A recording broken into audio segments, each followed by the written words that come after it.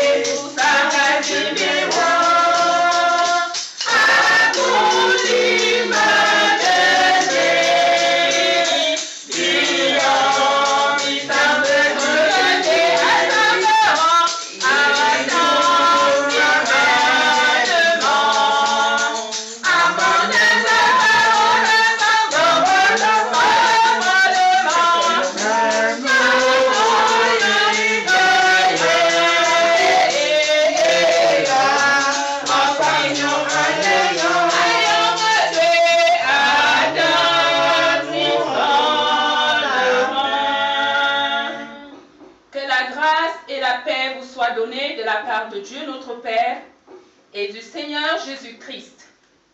Béni soit le Dieu de notre Seigneur Jésus-Christ, le Père des miséricordes et le Dieu de toute consolation, qui nous console dans toutes nos afflictions, afin que par la consolation dont nous sommes l'objet de la part de Dieu, nous puissions consoler ceux qui se trouvent dans l'affliction.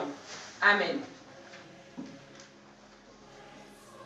Louez l'Éternel, serviteurs de l'Éternel, louez.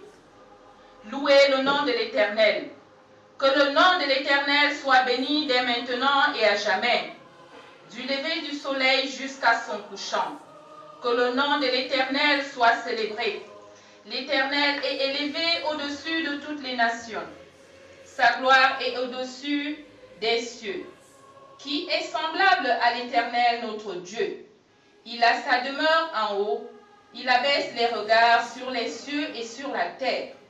De la poussière, il retire le pauvre. Du fumier, il relève l'indigent pour le faire asseoir avec les grands de son peuple. Il donne une maison à celle qui était stérile. Il en fait une mère joyeuse au milieu de ses enfants. Frères et sœurs dans le Seigneur, levons-nous pour adorer notre Dieu avec le cantique Bassa 293 et Boulou 138.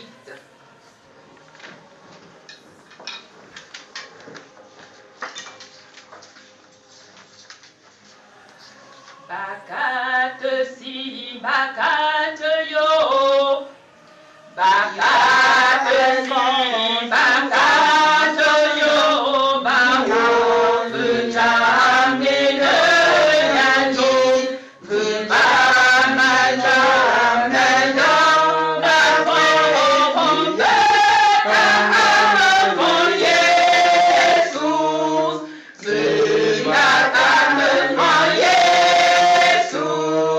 Bena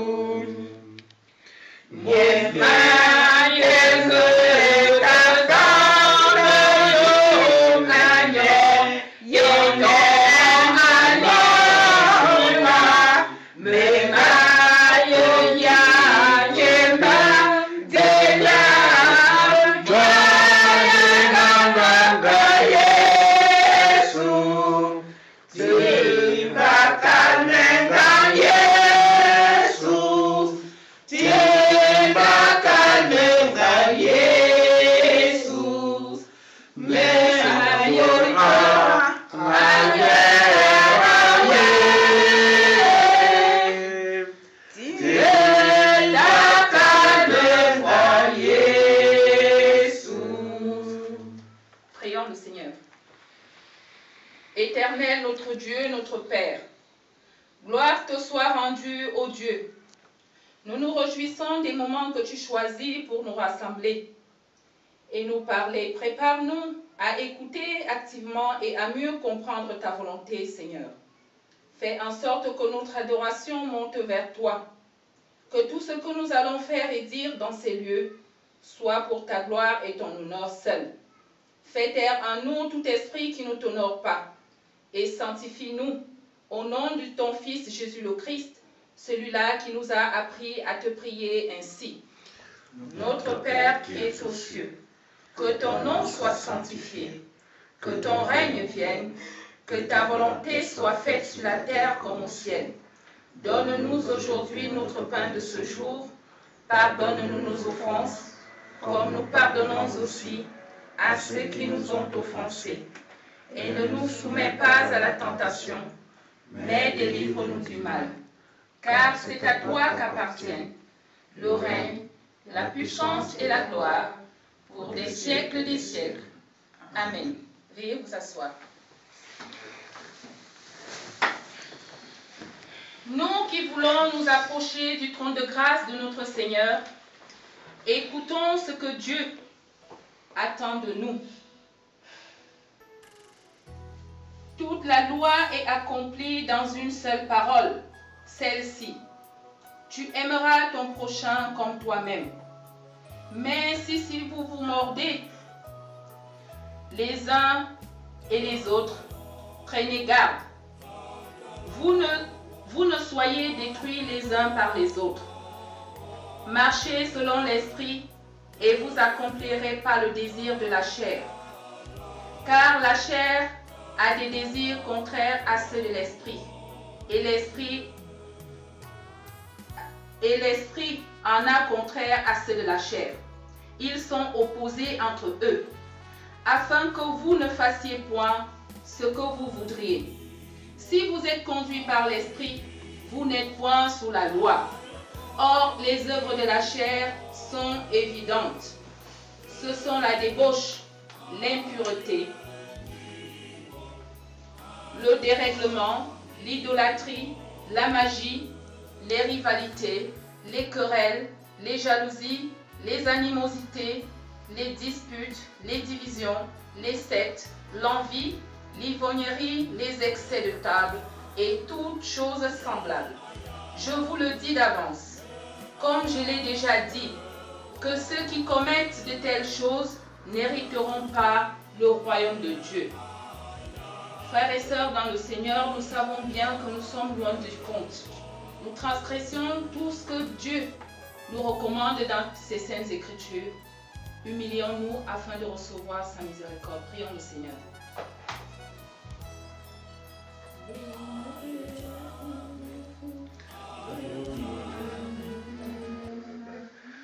éternel Dieu Tout-Puissant. Merci parce que toi qui es un Dieu Tout-Puissant, tu nous accordes ton pardon au moment où nous avons le plus besoin. Nous savons, Père éternel, que nous avons violé tes commandements. Nous avons transgressé tes lois. Ce que tu ne mérites pas, ce que tu n'attends pas de nous, Seigneur, nous l'avons fait. Nous ne sommes pas dignes de nous approcher de toi et d'hériter ton royaume. Mais Seigneur, nous savons que tu es celui-là qui est miséricordieux et compatissant. Aie pitié de nous. Purifie-nous, sanctifie-nous, Père, afin que nous puissions être ceux-là qui seront les co-héritiers de ton royaume. Père, sois avec nous dès maintenant à toujours, au siècle des siècles. Amen.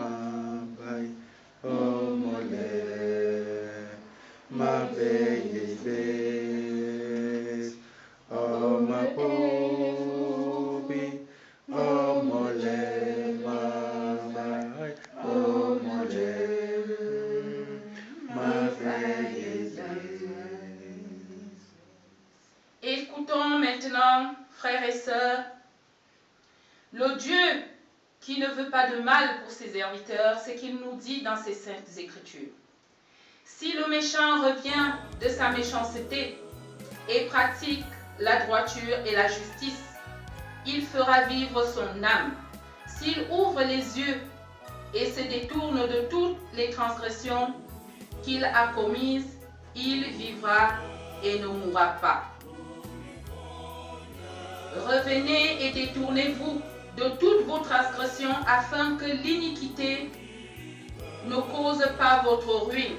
Rejetez loin de vous toutes les transgressions par lesquelles vous avez péché. Faites-vous un cœur nouveau et un esprit nouveau.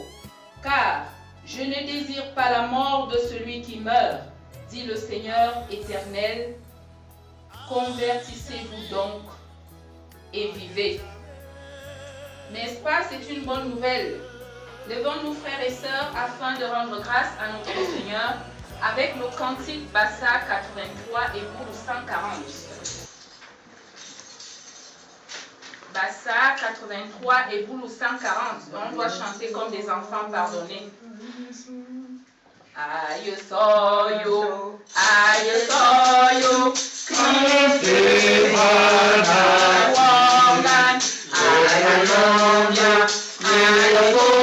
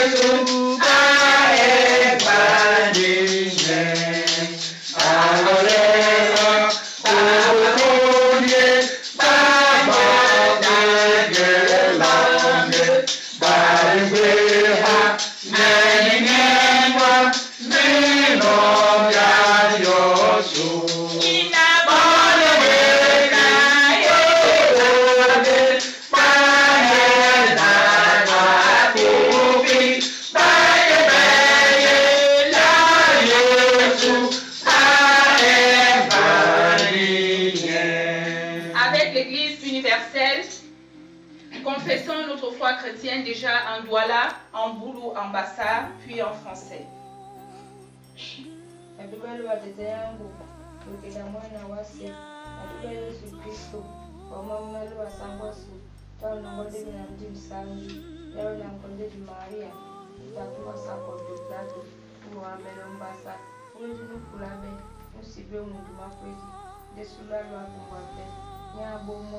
Ujala mumu nalwa kitengu na wa mende kwa kaise bakiyana bawezi kadiba ndi msangi na umbangu na Kristo msangi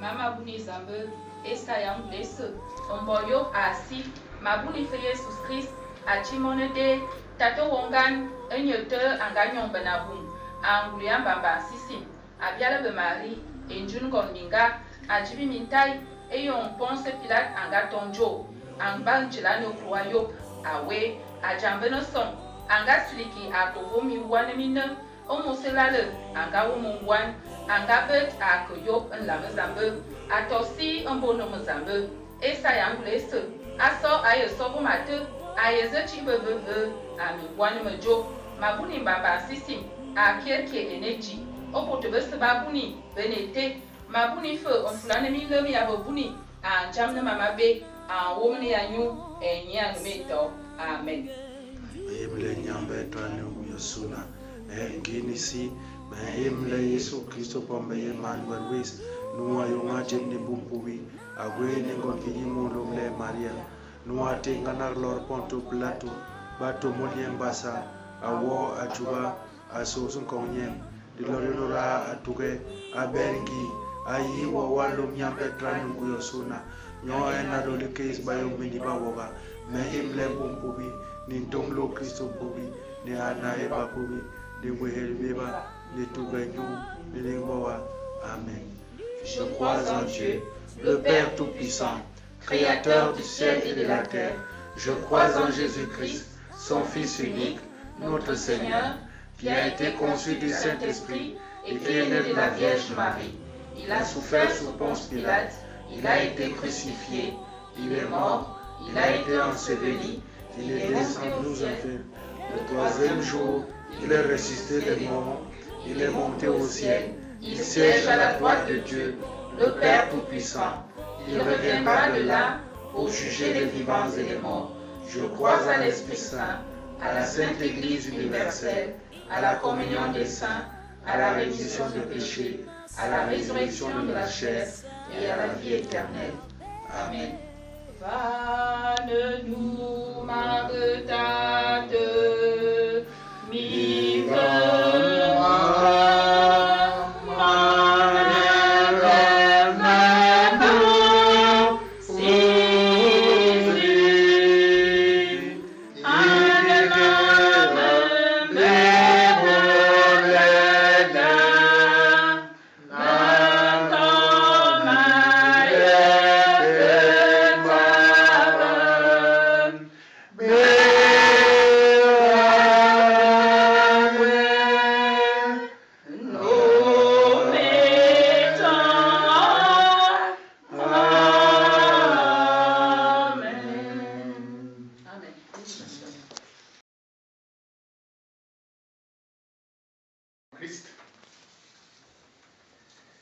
Nous venons de lire dans l'évangile de Jean ces quelques mots qu'il adresse à cette époque au peuple chrétien.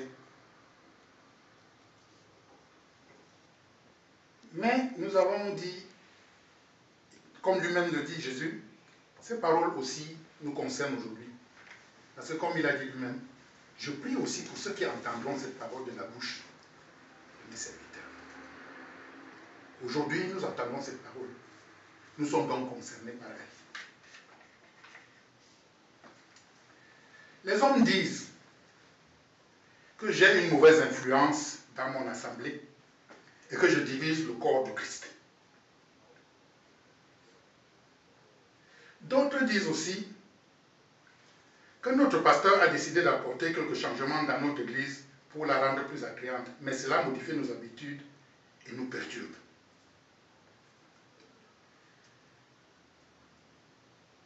Certains de nos frères et sœurs ont des comportements indignes qui n'honorent pas le Christ.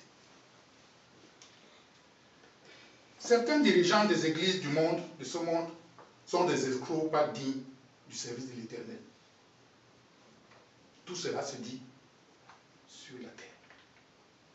Mais, est-ce que c'est ce que l'Éternel nous demande? Jésus, dans ce message, dit je veux qu'ils soient un.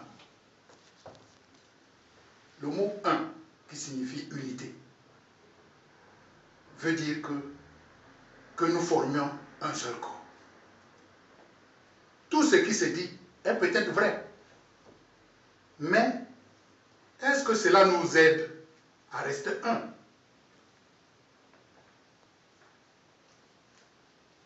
La calomnie, le mensonge, les ragots, les fausses vérités. Ces derniers temps, le milieu dit chrétien subit tout ceci.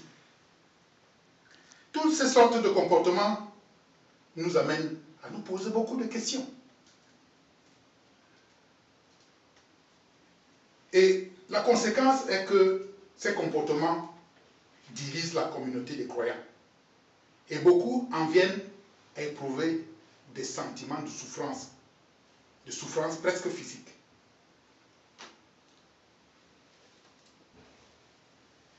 C'est ainsi que nous constatons que dès que quelqu'un ne pense plus comme nous, il est un diviseur. Parce que nous avons créé nos propres religions. Nous sommes sortis de la religion de Jésus le Christ. Qu'est-ce que nous faisons? Nous demandons à cette trouble fête de s'en aller, de partir. Ou alors, c'est nous qui décidons de partir. À tort ou à raison,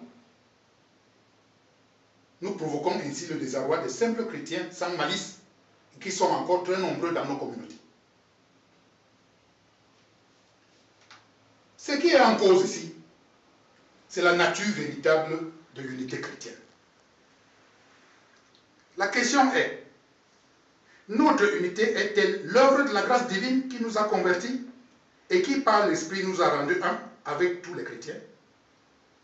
Ou bien, cherche-t-on à unifier une organisation en la traitant exactement comme une entreprise pour l'aligner sur les modèles des entreprises bassement matérielles du commun des mortels? Voici une question qui nous est posée. Y avons-nous des réponses? Dans l'EPC cette année, l'ACF a eu comme thème quinquennal depuis son congrès afin que tous soient un. Le thème retenu pour 2012 est engagement à vivre dans l'unité. Elle développe ainsi ce thème en invitant tous les chrétiens à vivre dans l'unité d'une manière générale. Parce que sans cette unité, l'Église ne serait qu'un champ de bataille. Ne dit-on pas l'union fait la force? Comment pensons-nous devenir une Église forte? Dans la dispersion. Or, que constatons-nous dans l'Église protestante depuis les origines? Chaque fois qu'il y a eu une divergence de vues, surtout de vues dans le matériel, au lieu de chercher un consensus et de rechercher ce qui permettrait de ramener l'harmonie dans le groupe, nous nous éloignons pour créer un nouveau groupe. Nous créons ainsi des groupes, de multiples groupes. De schisme en schisme. Le protestantisme est aujourd'hui le groupe religieux le plus dispersé du monde. Pour ne pas dire le seul. Parce que si nous prenons l'exemple des 3 religions monothéistes, il n'y a que les protestants qui sont pratiquement dispersés dans tout le monde entier. Et dans des secteurs où parfois on se pose des questions s'il s'agit encore de religion chrétienne. Et ceci serait amusant si ce n'était dramatique.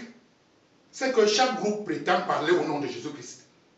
Or, nous savons que Jésus, comme il a dit au début de ce texte, a dit qu'ils soient un, comme toi et moi sommes un en parlant de Dieu. Et qu'ils soient un en nous et nous en eux. Comment est-ce que nous pouvons être un en parlant au nom de Jésus-Christ et être aussi divers en nous éparpillant dans nos propres croyances et dans tout ce qui nous semble être nos intérêts plutôt que ceux de la communauté, donc ceux de Jésus-Christ. Or, Jésus dit dans Jean 17, 20 à 14, « Je ne prie pas pour eux seulement, mais encore pour ceux qui croiront en moi à travers leurs paroles, afin que tous soient un, comme toi, Père, tu es en moi, et comme je suis en toi, afin qu'eux aussi soient un en nous. » Jésus veut que nous soyons un même corps. Un même corps en Jésus-Christ, donc un même corps en Dieu le Père. Comment espérons-nous être un en Jésus-Christ et avoir le droit de parler en son nom si nous sommes tout le temps en train de nous séparer et de nous disputer? Dans ce passage, Jésus parle de nous, chrétiens de ce siècle. Parce que ce message qui s'adressait aux autres est déjà passé à leur époque. Aujourd'hui, nous sommes concernés par ce message. Mais la vérité est que l'image d'unité est si éloignée de nous, alors que c'est cette image d'unité qui devrait être celle des chrétiens véritables, à l'image de Jésus-Christ. Sommes-nous ces chrétiens véritables qui sont à l'image de Jésus-Christ? Sinon, qu'est-ce qui nous donne le droit de parler en son nom? L'apôtre Paul dit que l'unité véritable est centrée sur l'évangile. Paul exhorte les Philippiens à demeurer fermes dans un même esprit, combattant d'une même âme pour la foi de l'évangile. Paul identifie donc l'unité chrétienne à l'évangile. Pour lui, l'unité chrétienne et l'évangile ne font qu'un et aboutit à la résurrection des morts. Pour ceux qui ont compris, comme lui, l'excellence de la connaissance de Jésus le Christ. Est-ce que nous aussi, aujourd'hui, nous avons compris qui est Jésus le Christ? Est-ce que nous fondons notre unité sur lui? Nous ne serons reconnus comme fils de Dieu, donc co-héritiers de Jésus, que si nous vivons dans l'unité. Ainsi, nous pourrons dire avec fierté et assurance, nous avons été mis à mort avec le Christ, de sorte que ce n'est plus nous qui vivons, mais c'est le Christ qui vit en nous. Voici ce que Jésus demande en disant que nous soyons un en lui. Nous serons un en lui, et ainsi, nous vivrons en lui, comme Christ vit en nous. Chers frères et sœurs en Christ, je voudrais vous proposer comme thème de notre méditation de ce jour, chrétien de l'EPC. Cherche l'unité dans ta communauté pour la seule gloire de notre Seigneur Jésus le Christ et pour l'avancement de son évangile. Chrétien de l'Église presbytérienne camerounaise, recherche l'unité dans ta communauté pour la seule gloire de notre Seigneur Jésus le Christ et pour l'avancement de son évangile. Que Dieu soit glorifié dans sa parole. Amen.